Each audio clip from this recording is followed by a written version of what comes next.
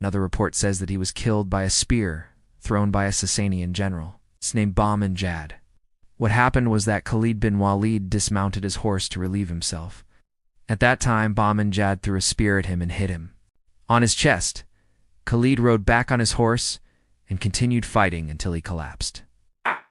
According to one report, he was poisoned, and according to another, he was killed by a spear. But what is certain is that he died as a martyr.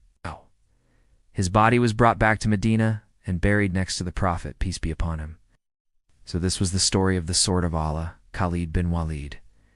He was the greatest general in the history of Arabia before Islam and after Islam.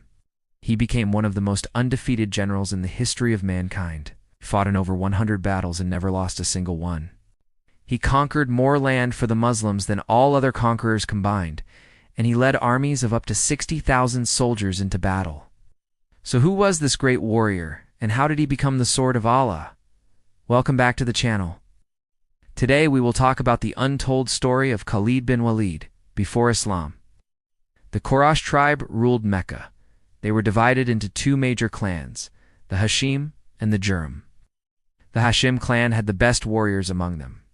They were known as the Futuhat, meaning the attackers. Among them was a man named Waleed.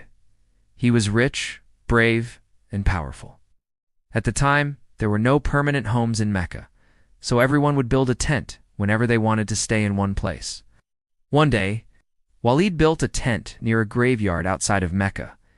It was unusual to build a tent near a graveyard because it was believed that the ground was cursed, but Waleed didn't care.